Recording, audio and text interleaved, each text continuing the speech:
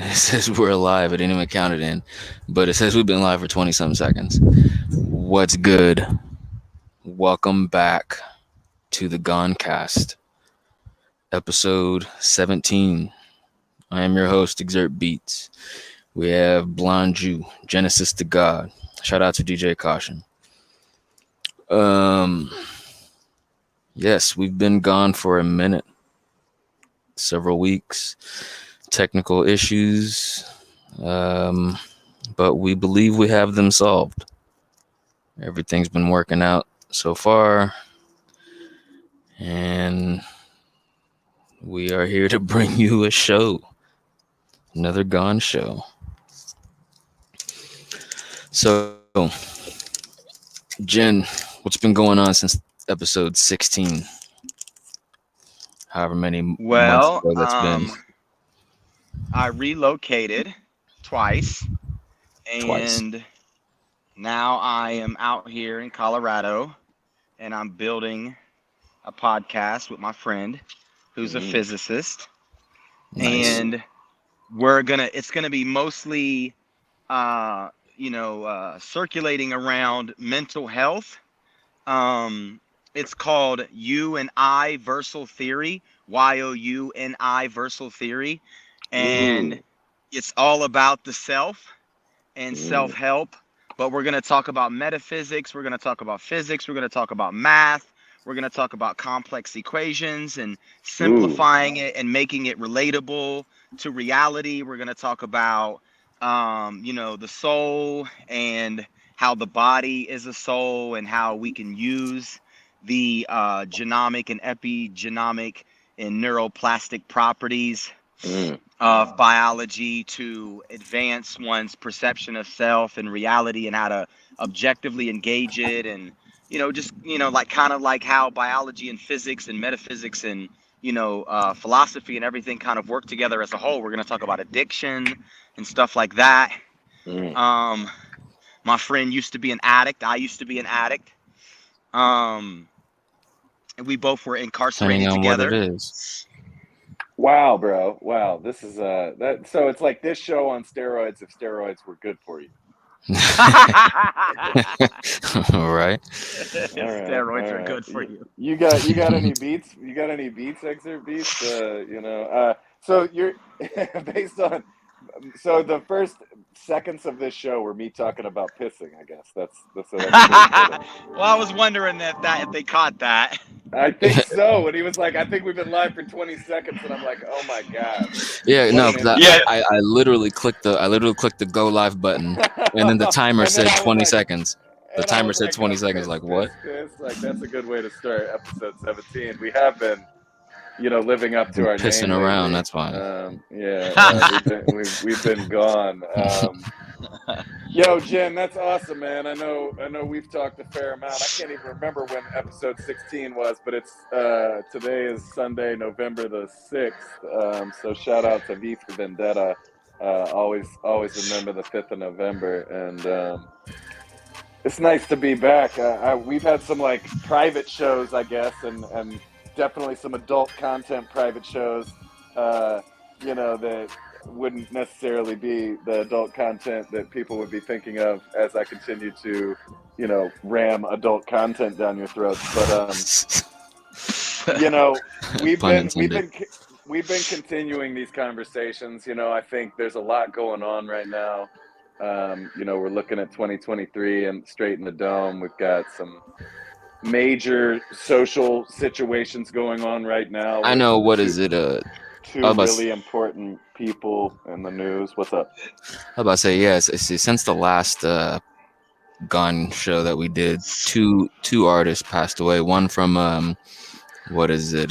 One from Battle Rap, Pat Stay, R.I.P. Pat Stay, Oh man, and yeah. another what is it? Takeoff from Migos. Our boy Takeoff, man. Shout out the local ATLian, man. He was a humble dude. That's just mind numbing.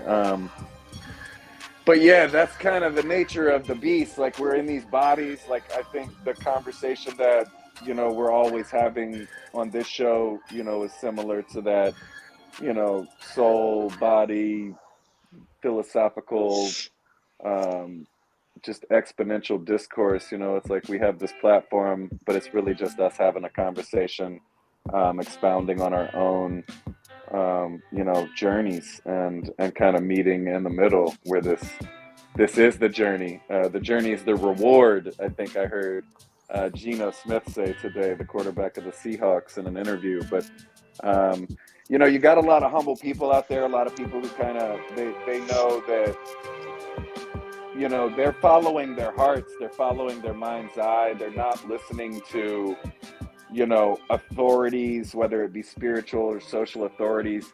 They're listening to their hearts, and you can tell how those type of people move. You know, they're not, they speak in more generalities. Their auras are loving and forgiving. And I think what we're dealing with right now, like, you know, like we have the Kanye West situation, the Kyrie Irving situation.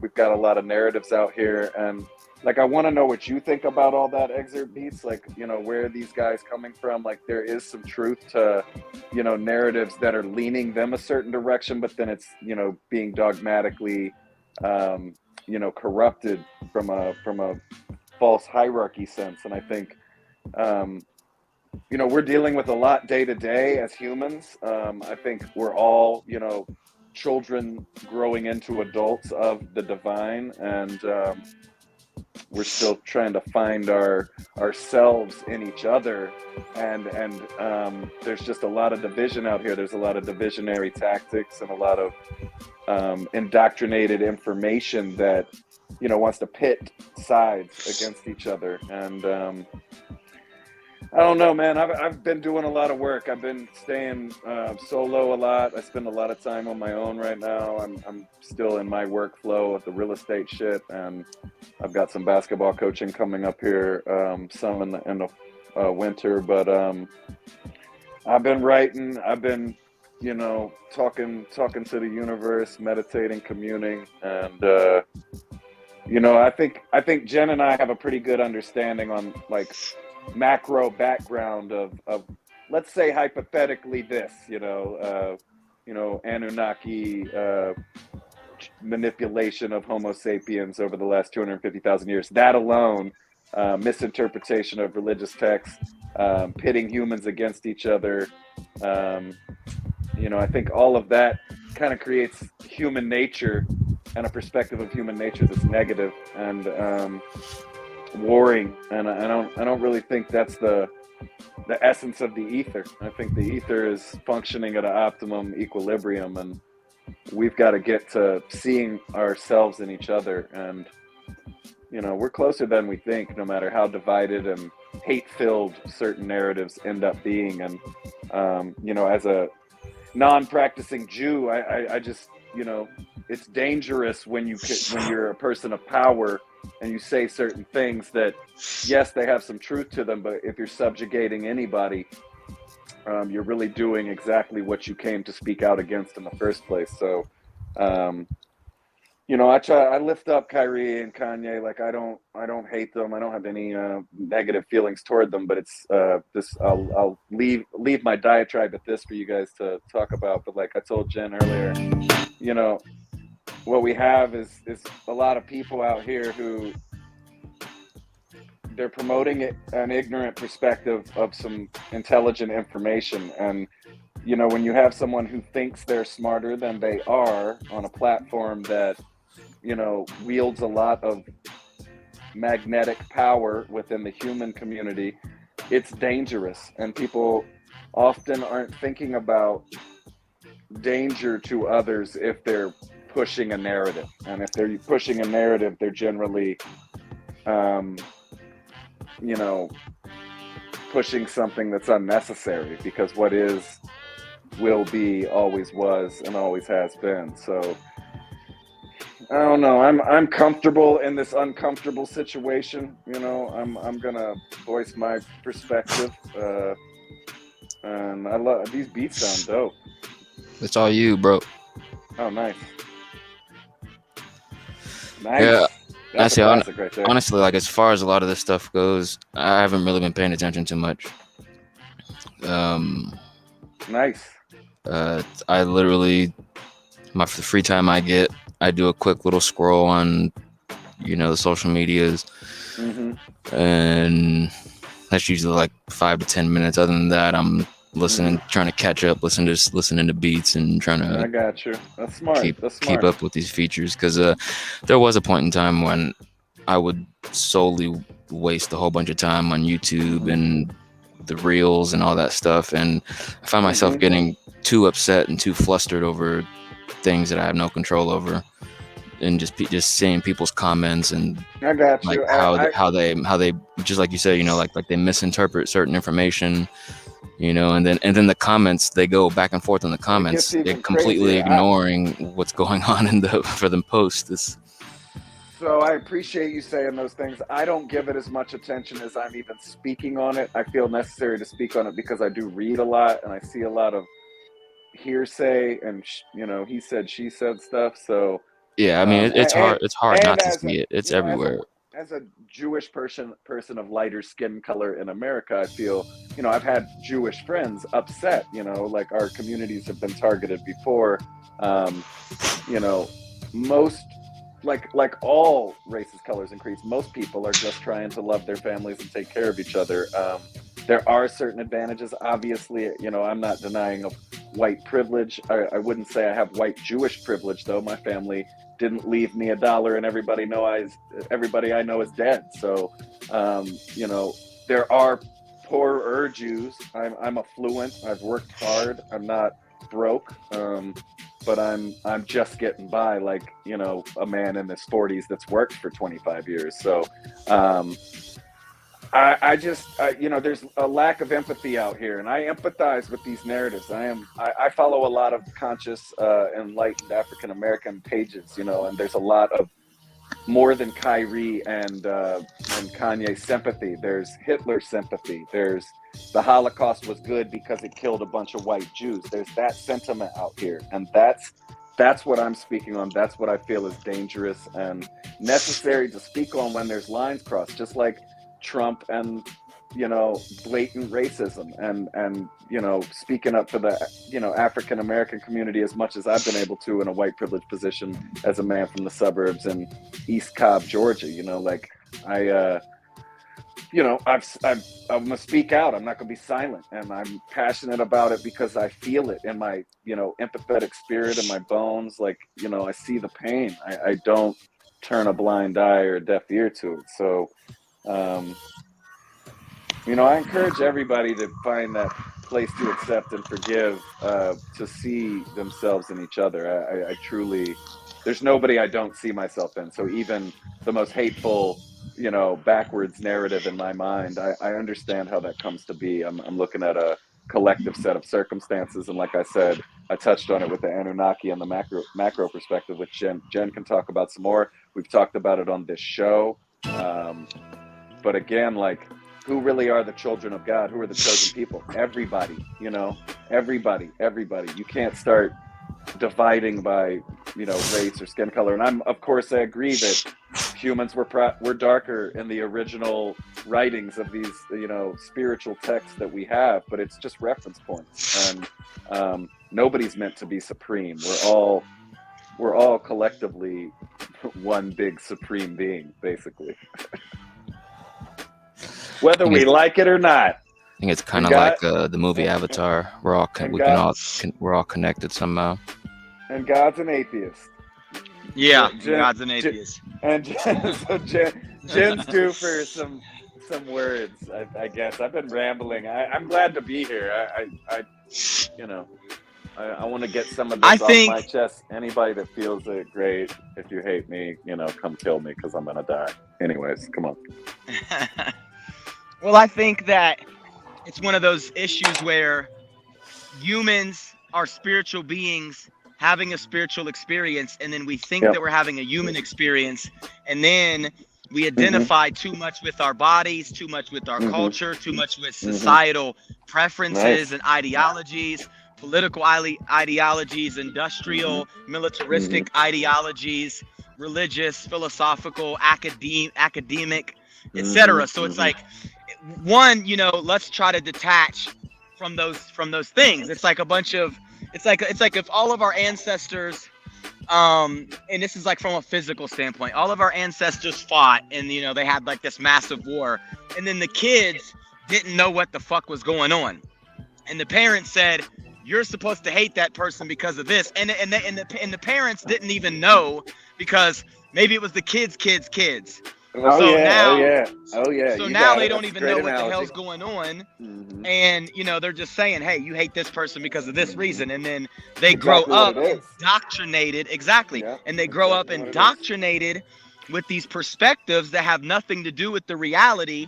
And then, like I said, if you are to detach from the physical body and just say, whatever my ancestors did, whatever your ancestors did, has nothing to do with the present moment. I mean, from an evolutionary sense, cause and effect, this is how we got here, but it's like a traumatized person holding on to baggage that has nothing to do with the present moment. All you have to do is let go of that baggage, and then we could be objective in the moment, but we can't, because we're too subjectively attached to past histories that are not necessarily accurate, because we don't know the full history, especially when our perspective taints it. And then considering that we probably would never even be, not to say we would be in a better or worse place, not to say there is better or worse, but if we would have never been genetically modified around 250,000 years ago, then we would have never looked the way that we are. We'd have never had these cultures. We'd have never had these perspectives, these ideologies, etc. We were taught to worship. We were taught to serve and to be enslaved to a race of people that we considered to be gods because they were technologically more advanced. You know, just like, I don't know if you've ever heard of cargo cults, but cargo cults are like cults that are formulated around people coming and bringing cargo to specific areas, and then those people think that they're gods because they brought them cargo, and now when they leave, they're worshiping the image of these people who settled there momentarily and brought them cargo, and now they believe that those people are gods. And we did the same thing. The planet, you know, and to quote Billy Carson, the planet is a huge cargo cult. I was gonna say everything is a cargo cult in that sense. Yes, exactly. Right. Yeah, so it's like, you know, Anunnakis genetically modifying us, pinning us against each other, making us worship them, shortening our lifespans, not giving us a sufficient amount of time to really process the data objectively, with a relatively unbiased perspective, you know, attaching to the body and all of these things. Yeah. Genius. So that's and let's look at this as a hypothetical. No matter how specific we're talking, I don't want to, you know, if this were the situation, you know, this is what would happen. And so our natural response was to deify certain perspectives of the divine and then satanify, for lack of a better phrase, what we perceive to be evil. It's what created the faux hierarchy. So, like, if you're thinking from a Buddhist standpoint, you know, good and evil are relative. It's an infinite, you know, tie-in. You know, I use the atomic model to talk about neutrality, positivity, and negativity as never being divided. You know, everything that comes from that point, that 250 or 200,000 years ago to now, is a natural evolution of that perspective. Like God, if you thought about God and you meditated on the concept for a day or a minute or 2 weeks or 10 years, like, you know, whatever it takes you to manifest your communion with the universe, you would think God would just be an unconditional loving friend, not higher or lower, but just something and someone, or, you know, everything that you could always count on. It would be there for you. It would love you, would judge you. You know, and we've deified and then turned God into Satan, something that judges, condemns. Even the concept of eternal hell is contrary to any type of divine love. You can't have that coexisting and think there's a God that's divinely unconditionally loving. And that's a relatively new concept. Like hell is a relatively new concept because it stems from Gehenna in the Jewish culture, where they cast criminals outside of the community and you know, burnt people. And then you have the Greek Hades, the god of the underworld. And this is the evolution of hell. You know, so it goes from a physical thing to a mythical god who relates to Anunnaki theory, but gets turned into metaphysical theory. And so you have Hades now, god of the underworld. Then you have what is it? Nordic or the Norse mythology, the goddess Hel, Hel, and then you have Hell, which is this is the evolution of the concept of hell. So now we have this place of torment and gnashing of teeth, which has nothing to do with the original concept. And then even further back, you have metaphysicians being taught esoterically behind the scenes of the practice of worshiping these Anunnaki creatures, and then some of them telling us about the true God, which is nature, a force, going back to like the Jewish concept, the Kabbalistic concept, Bo-Re, meaning come see.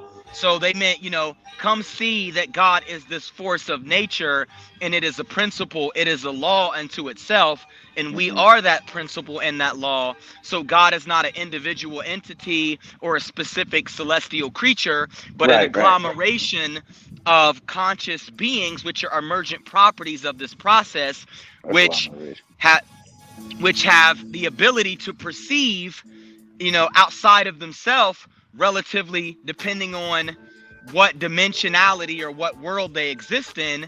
And the further down, the more differentiated and externalized the ability of the individual soul to externalize and differentiate between things until it becomes humanoids or animals, and then humanoids, where we have the ability, where we need it for the sake of survival, but it's not the ultimate reality. You know what I mean? Like, and there is no ultimate reality. I was going to say the ultimate reality is not the ultimate reality either. Yes, of course, but prospectively, I know the summary of what you just said is that we are collectively manifesting each other and ourselves through the concept of God to personify existence, to just personify it. You can personify anything. We personify everything. Think about just the nouns in general. Everything ends up with personhood at some point. You can give personhood to everything, and that being, we are created from stardust. It goes back to the whole inorganic versus organic. Over a cosmic evolutionary period of time, both the inorganic becomes the organic and the organic becomes the inorganic. So you are one and of the same, no matter what you might seem to manifest as in a given eternal moment. This is so semantically, like, we got to wrap all this back around to what we're talking about in terms of like. Well, that's what I was going to get to. Okay, so go. Covering all these different pieces that you have to consider before you can even have the conversation of why we are here, where we're at, and why we're having these conversations. So hypothetically, let's just say I'm a geneticist, and then I go test every African American in the United States, right? And I test everybody in the Jewish community. And I say, some of you in the Jewish community actually came from these black originators, or the people that were given this particular philosophy because of the Anunnakis, because they chose people to rule over. Okay, so each group of people that they ruled over had a different deity who personified the cosmic consciousness of the wave crashing and becoming a particle, which is the mind being made manifest, perceiving itself. So now you have, they're taking on these qualities, and then we're associating these qualities anthropomorphically to a metaphysical concept. And I'm not going to say there's no relation, as above, so below, but it's not exactly as it has been interpreted in modern times, nor back then, because if you were a part of the masses, you weren't someone who could write and read. So you had to basically just follow suit with what you were given. So the lower the quality of your intelligence and emotional depth and your spiritual maturity, the more likely you are to be, externalizing God and worshiping something outside of yourself. And the more evolved your intellect, emotional depth, empathy, spiritual maturity, the more you were internalizing it, and you were distinguishing from us versus them. The less evolved, the more them there are versus us. The more evolved you are, the more us versus them. So, hold on. Well, yeah, well, there is no them is what I'm saying. I There's more understand. us versus them. So eventually there is no them and just us. The more internalized that concept comes, the more you assimilate and digest. But imagine if I said, not, most of you guys saying that you're Jews are not actually Jews. You're from the islands. You're from Africa, and actually you come from a different tribe, and you actually worship Ra or something. You know what I mean? And then it's like, you're telling me that you're a Jew because you don't have an identity because it was stripped from you. Okay? And then the Jews that are the Jews now, they have inherited, for whatever reason, they have inherited this teaching, this method, this language. Okay? So in the Kabbalistic context, if you are a Jew, you are someone who gravitates towards God. You are someone who gravitates towards this internalized creator and unifies to all other people, places, and things. And you become a custodian of this wisdom for people to become enlightened. So, Custodian, I like that. So it's like saying, we may be arguing about cultures that aren't even ours, and even if it wasn't ours and it's ours now, if I'm truly adhering to the culture, then I have adapted through adoption this methodology to assist this process, which is for everyone. So it doesn't matter what my racial background or my cultural background was, it's what it is now. Now, here's the problem. There are people in every culture that perform or conduct themselves at a more egoistic manner, and they seek to have control and manipulate these texts and take them out of context and use them to monetize for wealth and power and knowledge of power to gain over other people. So, and these are the minorities. So now you have a people without an identity who may or may not actually be from that culture or genetically related to the people from that culture. Then you have people that may not be related to them at all, but adapted the culture. Then you have people actually practicing these principles, whether they're in the culture or not, such as Kyrie. Seems like a righteous guy. He wants knowledge itself. He stumbles upon this information. Some of it may be accurate, but genocides start by distinguishing and isolating and blaming people when you're not actually acquainted with the true history of how we came to this. And then macro, go back to, because that's the macro that's missing in these interpretations. Like, that was really well said, but the macro is missing because it's a blame game and I'm claiming something first over you, and that hierarchy, instead of as above so below, it's as to one side, as to all, and no sides. Like, it's all infinite side hierarchy. Go ahead. Well, and I can't even say that I blame humans for conducting themselves the way that they do when handling information, because going back to the Anunnakis, when they genetically modified us, we were hominids. They didn't accelerate the evolution of the soul per se. They accelerated the biological counterpart to the soul, so humans look differently, and now they're giving us tools to operate within to catch up. But the reality is, even if you do play catch up to some degree, you're not, like you said, you're not stuffing 250,000 years worth of history, or even millions of years worth of history into a very small time frame. You got humans running around acting the same way they did 100,000 years ago. Right. With all this other technology, information. With all this other technology. It's like having a 500-piece puzzle, but we only have like 18 pieces, and we think we have all 500. Like, yes. So now you have technological giants and spiritual pygmies running around, and we have no idea that, why people act the way that they act. It's because they were given tools even when their souls were less developed, but their bodies were matured. Like giving a criminal an Iron Man suit, or giving a child an Iron Man suit and Right, saying, right, here you right. go, you know what I mean? Yeah, Oh, but by the yeah, way, I'm going to limit it and restrict it and make you worship me, and I'm going to give you these philosophies right. that So esoterically are somewhat accurate or relatively accurate, but from an externalized standpoint, you're going to associate the anthropomorphic version of me with a celestial, more spiritually yeah, cosmic concept, and then leave the earth and just monitor humans, and if we get anywhere near fucking shit up, they'll stop us potentially or intervene. Other than right. that, they're just monitoring us, writing down data, you know, collecting data for whatever their agenda is. You know Yeah, what I mean? And then it's it's like, still fear. and It's still humans are just, fear.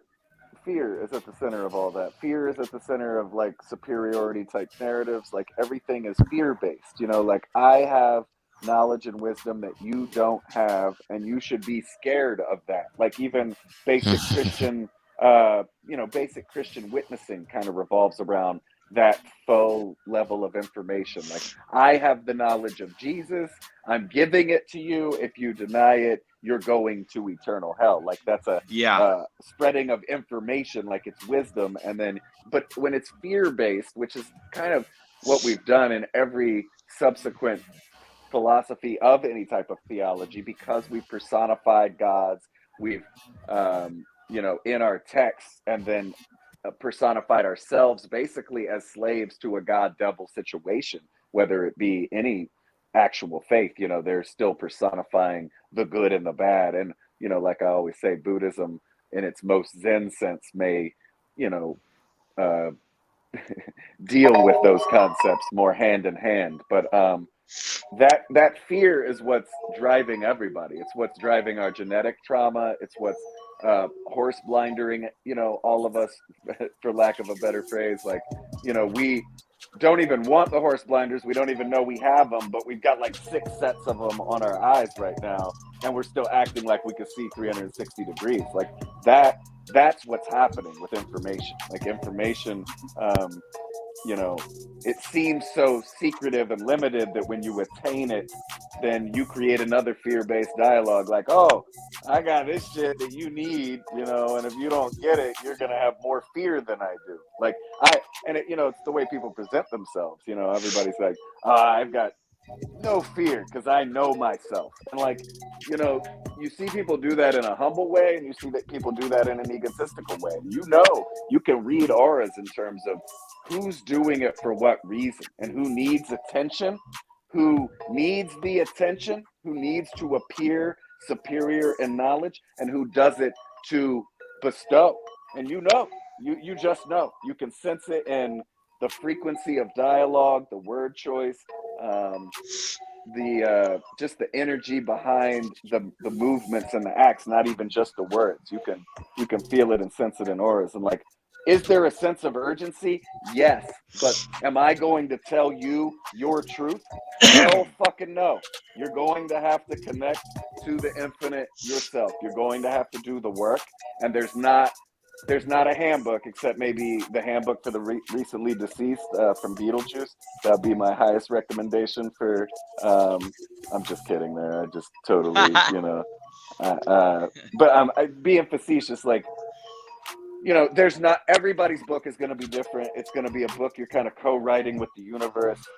It's a willingness to be humble, but not destroy the ego in such a way that you negate your own existence or you negate the rest of existence. Finding yourself in everyone else in a collective ego, and a collective healthy ego sense, which I know sounds, like a paradox, but those words can be neutrally +1 charged. We're working on it. It's a beetroot juice.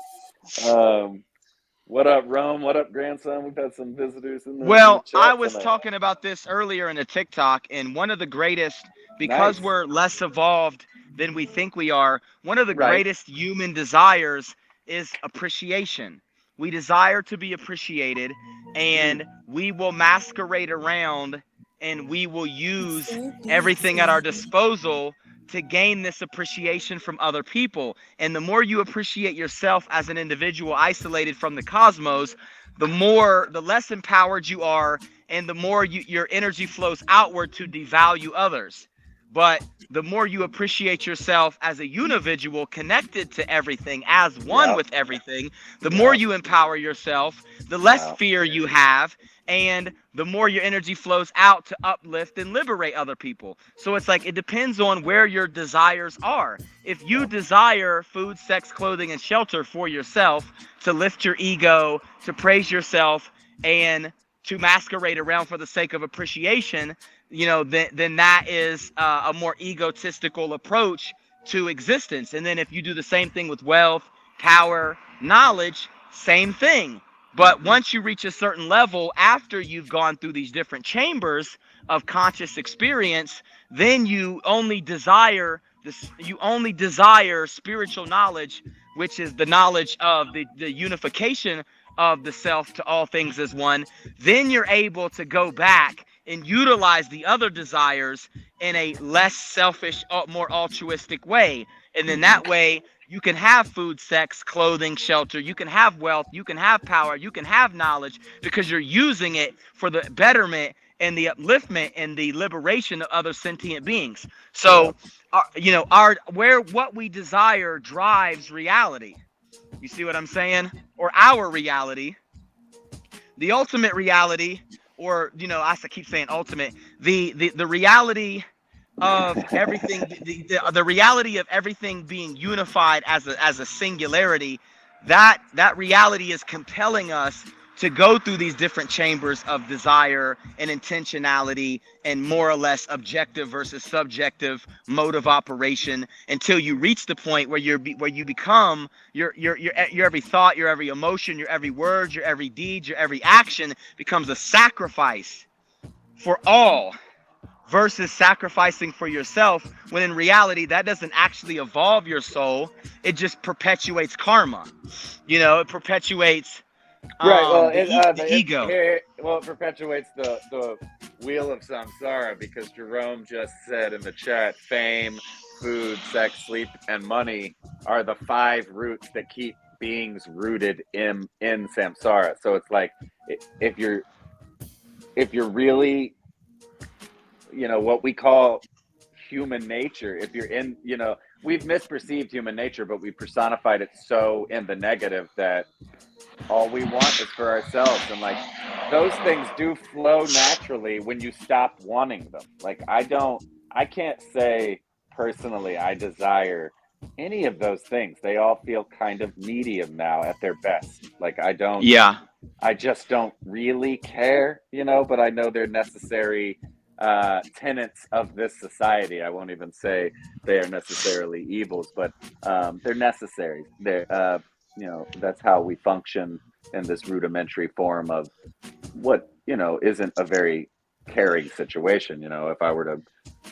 If we took care of the poorest in spirit of us, our desires would change. Like, those things would flow more naturally. We've invented scarcity. We've trapped abundance in a safe that no one seems to have the key to except for 12 people, and that is very much a byproduct of everything you were talking about, Jen, when it comes to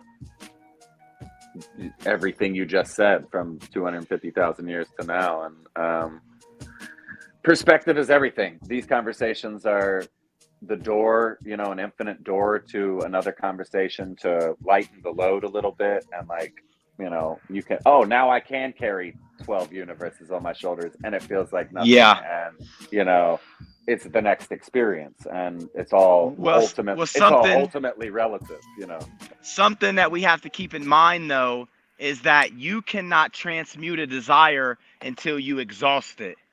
So people have to ascend through these chambers of desire and exhaust them before they can reach a level where, they realize that it's painful to want for oneself, to egotistically to praise oneself and to degrade others. Once you've exhausted those desires, now you can transmute them. So everybody that has these desires has to go through this process of exhaustion. Once you've exhausted it, now you can, from life to life, now you can change your intention and your mode of operation, and you can properly engage people, places, and things. Yeah, But yeah, people it's- that have reached that, have already went through that exhaustion process. right, So right. now it's Some act- time for the other people to go through that exhaustion process, and it takes, once again, our evolution. They tried to accelerate our evolution, and they couldn't tangibly accelerate the soul's evolution. They Right, could only do it on a bodily level. right. So, That's a when great we point. look at humans, how long they've been around, and then how long they've been in these bodies, we haven't, the context of how long we've been around. We're like 2 years old. You know what I mean? Oh, So we're it's still like, in diapers. We still in diapers yes. for sure. So if humans are acting like babies throwing And don't feces even at want each to other, potty train. Yeah, don't that's even want to why. potty train. Yeah, yeah. Yeah, and it's like, hey, you can't blame them because, Right. I mean, but we can put it into context. Like you said earlier, perspective at least allows us to see this conundrum and why it is the way that it is and how it got here. Sure, And, sure. And that's you why know I what I call mean? it a hypothetical macro micro situation. You've got, if you want to zoom out, hypothetically zoom out. We don't, no matter how literal or hypothetical we mean anything we're saying, it's not about our even intended meaning. It's going to be taken so many different ways. I appreciate Jerome's candidness and that he still desires food, sex, and sleep, plus a bit of fame because he wants props for his raps. Still, props for your raps, bro. Like, you're a fucking monster. You should play that Music Magic as the closeout tonight. That was something. That's a nice little weekend jaunt into dope musicology. I think we're doing what we can with the conversation, and then that's only 1 to 7% of the battle. A lot of it is day-to-day, moment-to-moment mental exercise, spiritual exercise. It's like, how low can you not go? How high can you not fly? Like, you don't need to set expectations for yourself outside of the moment, and then the universe will flow through you. Like, I'm not, I wouldn't say I'm well or unwell. I can't really identify with one-dimensional language all the time. I'm very much flowing between all of that and feeling, and as limited as I ever could be, or as unlimited as I ever could be, I can imagine. I'm not scared of using my imagination. So I'll run infinite hypotheticals, no matter how real or unreal they may be, for the sake of perspective and mental. It's like running a marathon at peace. Marathon runners are at peace while they're running 26 miles. Like, think about the state of mind one has to be in when you're training for a marathon and you're running 26 miles 4 times a year. It's like a hyper level of activity and peace at the same time. So which is not actually peace. It's pushing yourself beyond the boundaries of the definitions that you attach to words, and using the words as reference points instead of literal dialogue that must be interpreted a specific manner. And when you can dance with existence, dance with the middle, you can break down some of these literal barriers of even the fact that we have to examine the last 400 years socially, the last 250,000 years, biologically, cosmically speaking, and what may or may not be with the actual seemingly linear timelines of what is happening. Like, when you can stand both underneath and on top and to the sides of all of that, it's there's a value in that perspective, and an ability to take this next moment and do something with it, like the music that brings us together, or this this show, the G.O.N. Show. Or it's awesome having Jerome in the chat. I just want to yell. I'm sure it's Genesis at an Air Force base, Jerome. Genesis is always walking in,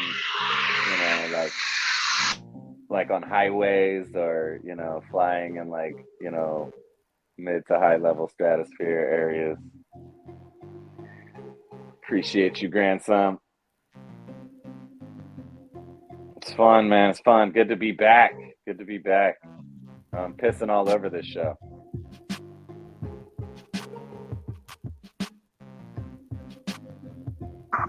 Yeah, I'm almost off the main highway. I had to take a detour. But So what we yeah, got? man. We got some Super Hayru action this week. Are you guys doing anything special? Are you gonna do a show? Are you gonna do an album release party? So today is Sunday the 6th, Friday 11/11 this week.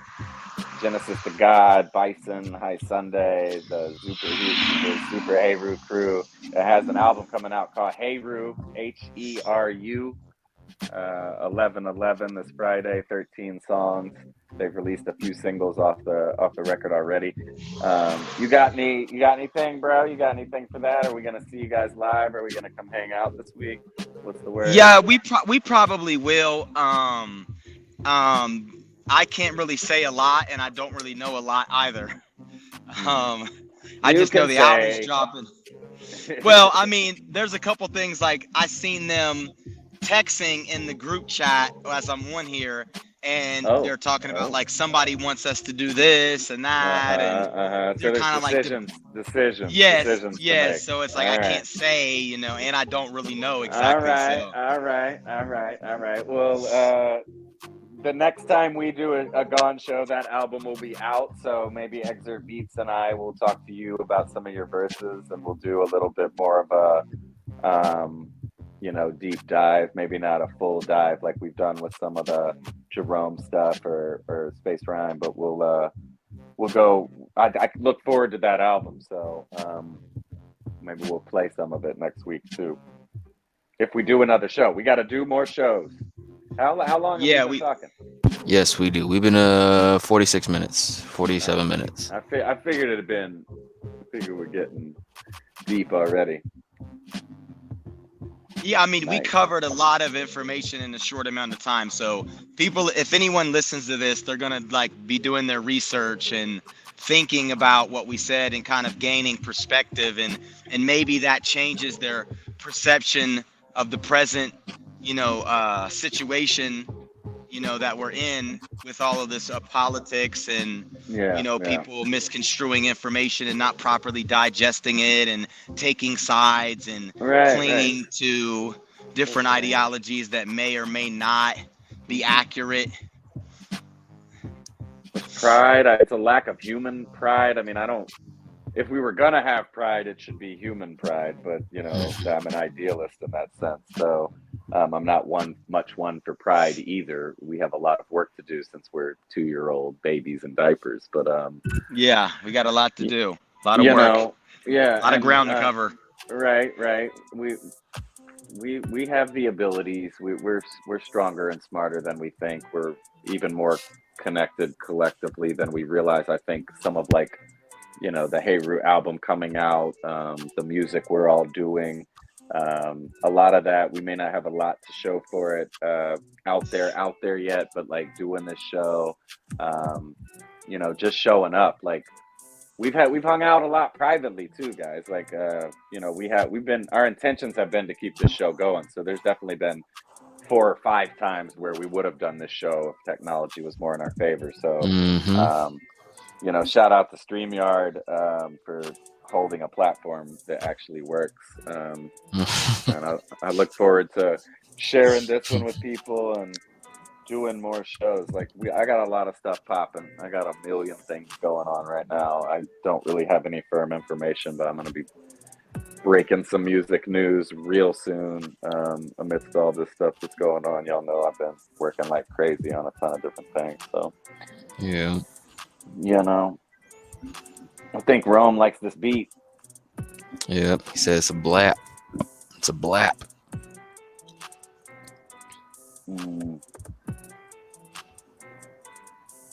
This was made on sound. It was one of them soundtrap beats. Man, that's like a West Coast chopper vibe. You're so Dr. Dre with it. I appreciate that. Oh man. This is the Gone Show. Guides of Nothing Ever. It's been like, I don't know, it's been a couple months. I was gonna say, I'm afraid it's been 2 or 3 months. Yeah. But you got all our episodes up? Is that the deal too? We're everywhere? Yes, we are You're everywhere the on. man. This one should be up sometime tomorrow. You read my mind. You are the man. I love Yeah, you, Exurt. I already, Like, I already got the program open. So all I you're need the to do is man. download it, You're the and man. it'll be up. I mean, we've been doing it for, so if this is 17. I mean, we've done 4+ months worth of shows, so we're gonna keep it going as best we can until this is not a way that humans commune and communicate. Yeah. Oh, Jerome, that's Jerome. Jerome, man, you're the best. I don't even want to. I'll just take that one as yeah. Love you, bro. Yeah, we gotta talk. You gotta set me up. I'm Speaking on of fire Rome, over here. I'm on fire. Is Rome coming in? nah, he made this beat, or he's Oh. him and I made this beat. What? Hook me up. Don't do this. I don't have this one? Nah, This one? you've been asking for it though every time I played it. I need this. You don't even have to start. I'm just like, I need this. I'll hook it up. Jen needs to get on here. Yes, Jen, that's a nasty beat. Jen, you gotta hit up my boy Fumes. We gotta get you in the studio in Colorado. Start doing some work. You gotta get your acapellas to me, bro. Like, I know now it's time to work on that other shit. You've done your Haver shit, so it's time to. You've got a lot of shit. You've got time. Let's organize. Let's get some shit ready for the winter, spring. We got mad shit. I'm with it, man. You've been dropping them rough tracks. ready. Yeah, well, Fumes is down. Like I said, anytime. Like, shout out Fumes Threat in Denver. Dope beat maker. Fumes the Threat. Real raw. Jen, you would like his beats. You're actually gonna end up. I've been listening to some of his stuff. I mean, honestly, like once I get to talking to him, I'll probably end up doing like an EP with him or something. I was gonna say you would sound tremendous on his beats, and his beats are a little raw and a little hard for me. Like, I've done about 10 songs on his beats and never released anything. But we've been boys for 5 or 6 years. He opened for Locksmith at the Roxy in Denver like 6 years ago, and I just met him after the show. He was a dope rapper, and then he became a dope producer. Actually, met him a couple times. We recorded. We've been on features with each other rap wise, and then he just became a dope ass producer. I was showing him some things, and he was like, "This is my lane." And he stopped rapping. He's not even really rapping, but he's a dope MC, like super dope. Best act opening for Locksmith that night in 2016, 2017.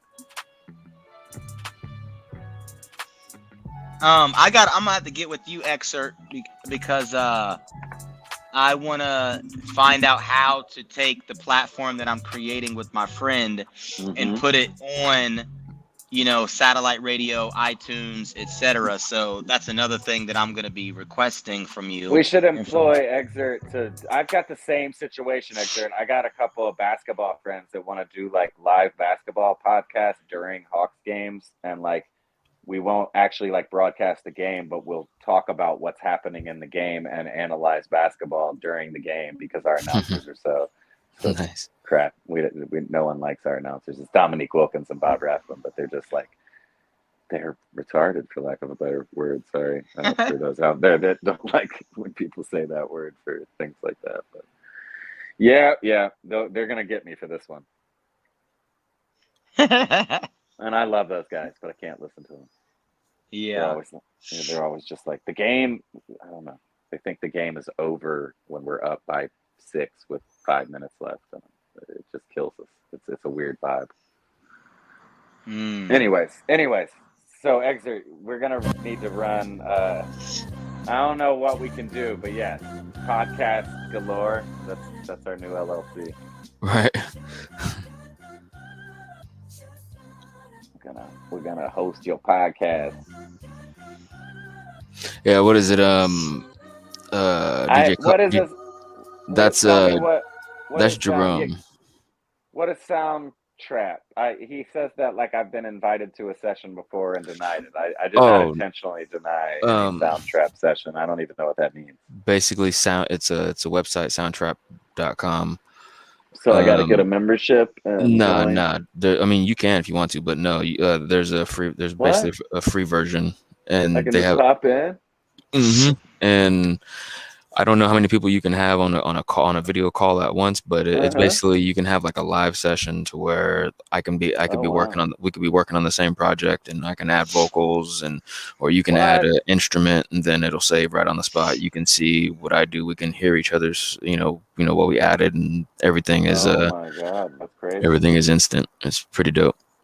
It seems like they're still working, testing it out or working it out, but it's Kaushun brought it to my attention, and I just been working on that. Yeah, say Shout out Kaushun, man. the last couple beats we played were made on the soundtrack. Oh man, well, you know I'm down for beats, and I could sequence a sample live if you just tell me the tempo and send you a wave. What's that called? Did you check out the beats or the drums at least that I sent? You know, I have not checked out the drums. I've checked out all those chorus tracks. I did the music, yeah, but you sent me the drums. I don't know. I was traveling last weekend. I need to get that Yeah. was like six sets of drums. I need to pull that back up. You send a lot, man. You're such an honor to have somebody like you that's always doing tons of shit, and I need to get on that. I've been making mad beats right now. I got 20 beats in Den's hands being mixed and mastered just on the beat side. That a couple of them are some of the ones you've been hearing rough versions of. You're the Okay. only one playing them on the Gone Show. A few of those dope ones earlier in the night might be in Den's hands, but I don't know. I've been finishing up the CZ project, so I haven't kept it totally secret. Like I've got a full project with CZ and a bunch of dope features, and we've had one song added at the last minute with a very special feature. So one more song is being worked on right now, but that project will have a date before the end of the year, and that'll clear my plate to focus on Rome and timing, and man, I got a bunch of other stuff, but keep sending me shit, man. I'm gonna drop a bunch of beats here too, like New Year, have some stems and waves people can buy. Yeah. Jerome just mentioned that also the forum call beat for the intro song. That beat was made from the soundtrack as well. Oh wow, the sound trap. Yeah, it's Well, a this is pretty. a commercial for the sound trap. Now that you mentioned it, you're probably gonna get a whole bunch of advertisements on Instagram now. I'm sure they are always listening. Nice, good timing. So the volume of the beats isn't as loud like when we were freestyling on the other platform.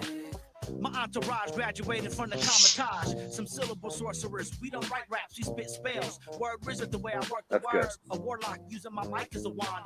Put a hex on the crowd, now they liking the song. Made them memorize the lyrics cause they might get it wrong.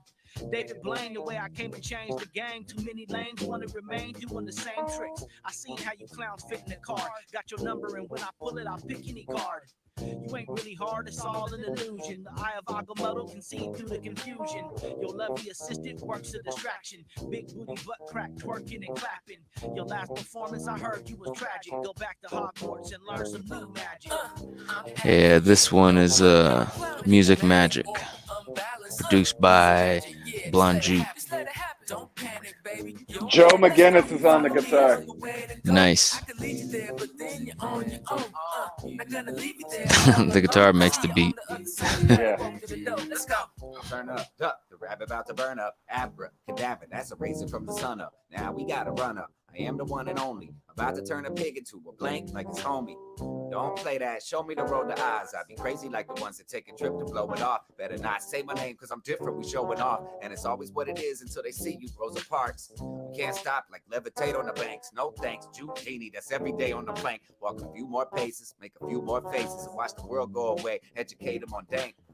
I open portals, real life, call it medium. Yeah, it's hard to see, but I'm incredibly flame. Off your seats, cross the streams, let the heavenly plane connect dots, magic marker, keep your head in the game. Yeah, that's music magic. Magic. There's an open third verse. It's for the the whole challenge that's coming up. Who's gonna get that? Oh, you're gonna do a challenge for it? Yeah, it's gonna be part of that challenge, the Hook Project album that we're working on. Oh, that's genius, bro. I can't wait So to hear. Even if we get 5 entries, so Jerome and I are gonna get to help you select whoever wins the third spot. yes, sir. Yes, Oh, sir. that is exciting. Exciting. It'd be cool to get 10 entries and have to end up with 4 people on the song and extend it because 2 people are just too good. Yeah, I mean that's honestly what's gonna happen with some of the songs. You know, the songs that don't have the I know verses. you're gonna We're end gonna up have like having to the take 2 because there's best two no verses, way. best 3 verses, or best whatever. Yeah. But That's exciting. there's gonna be a hook to every one of them joints. So Drop that contest before the end of the year. That's exciting. yeah, hopefully I got to get all the hooks done. I got what, like 3 so far, and maybe like 4 possibles. But we'll see how I it had some goes. ideas. I had some ideas to make that song even doper potentially. I told Oh yeah, Blonju in it. I didn't bring them back. Oh, I did. No, I didn't. I didn't say. So you can say. Oh, well, no, what I was saying was, and hold on, let me see the song that I sent him that I referenced. It was a Lauren. We It was a got Lauren love Hill. we got love featuring Lauryn Hill, so you might want to look that up. But I was like, it would be even doper because of how creative the song is. It would be even doper if you kind of sung on the hook as well, like have someone in the background like kind of flowing over like magic, you know what I mean? Like I can't sing, you know what I I mean? get Like it. but I like get it. kind of singing the magic, like I think that would make it even like catchier, I was already if gonna that's like I say possible. for the verses, I was gonna add some background vocals and everything too to make them kind of blend in better with the hook. Because I Yeah. was listening to Rome's verse, listening to Blonju's verse, and yeah, I was feeling them both. I was, singing little backups here and there, so doing little ad libs. Well, So yeah, I listen got. to that song that I referenced because I Hmm. think that is like that song is kind of like similar to what you guys are doing, like if I could put them in the same category and like a little bit of singing on that hook like that, I think would like it would be like, you know, like you could put it on a radio, you know what I mean? Nice, nice. But my phone's dying, so I'm gonna have to get off here. But You good, Yeah. bro? Great until job. next Great job. time, Yeah. Thank you for being here. We love you. Hmm. you know, I love you guys too. I'll get Great with you show. ExurtBeatz, and I'll get a hold Yes, of you sir. too, Blonju. Yes, I'll talk to sir. you soon, Jen. Good to All right, chat. peace. Pleasure, love. Wait. Good show, bro. Good job. Yes, Good good job, man. show. It is. We hit our hour mark. We're about an hour and 3 minutes. This has been pilot episode 17 with Salute. your host ExurtBeatz, Blonju, and Genesis the God. Shout out to DJ Kaushun. Shout out to the people who were in or still are in the chat and are still watching to the very end. We love you guys. Thanks for tuning in. This has been another episode of Gone, the Guides of Nothing Ever. Peace. Yeah. Hit the wrong button. Damn.